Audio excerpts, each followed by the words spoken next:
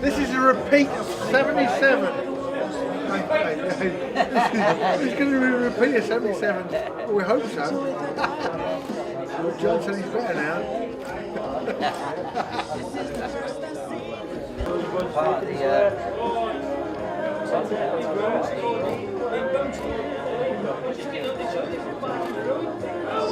Joe Bugner. So I went, bloody hell, I said, how much am I getting?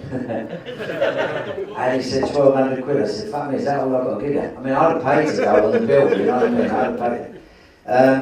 And it was just fantastic to, you know, go over. And then I was only 22 at the time, and I'd got over there, and we were training in Caesar's Palace, where, you know, famous Elvis Presley was appearing, which I got to see him live day after the fights, and that was great. But how I met Ali was just incredible, and what happened was, for 2 weeks you're training at Caesar's Palace, but the fight was in Las Vegas Hilton up the road. But we were training at Caesar's Palace, and I remember getting in the ring, doing a bit of shadow boxing. And I'm moving around, you know, bang, bang, bang, letting them go, people all looking at me. But then I wanted to sort of shake out his hand. But he was over the ropes like this, talking to the press, and he just kept looking at Joe Bugner, who was Dave's stablemate, and he just kept going, you know, I'm going to whop you, I'm going to jab, I'm going to whop you, and just doing that. And I thought, well, and I sort of tapped him around the side there, and he didn't take notice. So I thought, well, he's got to come, he's going to move around in a minute, and he'll see me. And I just stood behind him doing that, and the next thing, as he turned, he stood right on my toe. And I almost went over, and he grabbed me round the waist. And he's going to me, are you alright, son, you alright? And I'm going, inside I'm going, fucking hell, I can't believe this man down is holding me round the waist.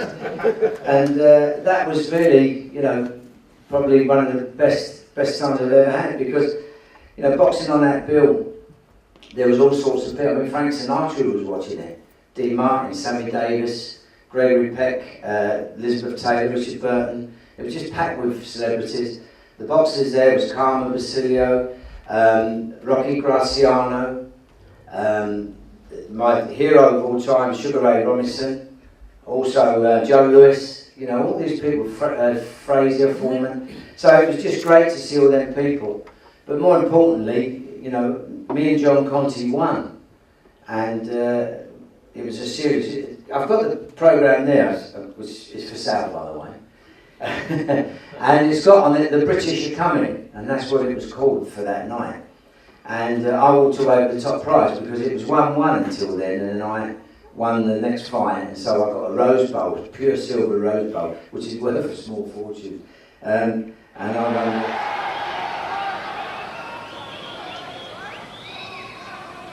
Stracey, who stopped Hedgeman Lewis in this ring in March in 10 rounds and brought the whole place to its feet singing, and won the title from Jose Napoles of Mexico, which is where Palomino was born, and beat Napoles on his own territory in Mexico City last December.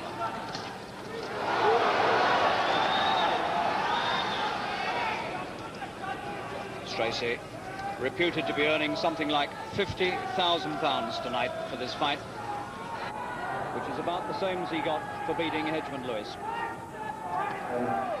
But when the fight came around, of course, it was, at that time, it was the biggest boxing fight, British boxing fight, in boxing history in Britain. Only surpassed by Ben and Eubank, and now this next one's coming up with Frodsham, I think for the Frodsham Groves for the world title at Wembley, 70,000 will beat us. But I mean, you know, at the time it was huge. And you know, as Dave said, you know, he caught me a few times with the head, but I think the one thing I will say, when you're boxing, sometimes heads go in, not always intentional. That can happen. I've done it a few times, so I'm not taking anything away from him. He was, to be honest, he was more hungry than me, and I think the reason being, I'd won the world title, and you know, it's a crazy thing, because I'd always wanted to win a title, and then once I'd done that, I sort of got a bit, oh fuck, I'll do something else. And I think winning the world title sort of not stopped me wanting to carry on and on, but I could have quite easily retired after winning the title. As simple as that, because you know, you've sort of done it. And I know it sounds a bit That's silly. what my manager said as well. He said exactly the same what you just said. Yeah, and He's been there. He's not as hungry as you are. yeah, Sorry. and obviously when the fight came around, you know, as I say, I used to support Dave and cheer him on at fights, and it was, but that atmosphere that night, Dave, You was could have got in tremendous. and helped me. That atmosphere that night, I will say, was unbelievable, because you had Dave Boy Green supporters and the John X. Stracey supporters. You had the Londoners against the Fens, the Fen country. I mean, when I thought, And these early moments will probably be the moments when Stracey will really be in peril.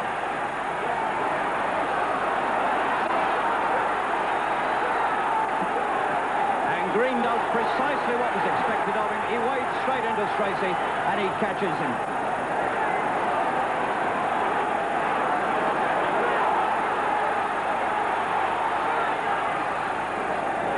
And these will be the moments when Green is punching at his hardest. And Stracey, at all costs, has got to get through these opening minutes. I think we'll be in the January, and he put it back until the 31st of March. Now, I trained very, very hard, as you would if you're going to fight for a world championship. It was 15 rounds, and I honestly believed I could beat this man. How silly could I be? Now, I just think this man, only my opinion, he beat some great fighters, and he beat me as well quite easily in 4 rounds. But this man, his punching was extraordinary. What a puncher he was. What a mover he was. He had everything. I mean, the man was such a natural boxing champion. If I'd have trained for 50 years, I still wouldn't have beaten this man. This man was so special. And for me, I think there's not many was better than Sugar Ray Leonard. I can't think of any personally, but I think he was one of the best we've ever seen. Davy Green at 147, 5 feet 8 inches tall. The champion, first title defense in white. Sugar Ray Leonard using all the ring now. There was that overhand right, way off target, thrown by the challenger. Angelo Dundee, Leonard's manager, giving some strategy advice between rounds. A little bit more upright, backing away, counter-punching a little more. That's what he'd like to do. But this plotter in the red trunks sometimes can change the plan. There's a little left jab that hits the chin of Green. Look at the speed of those combinations.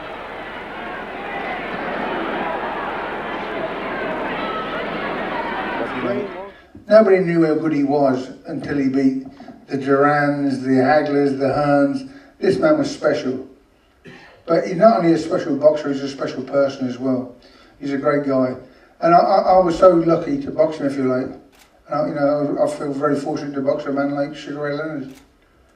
And I would love to have beaten him, but it would never happen, I'm sure. He was one of the best ever.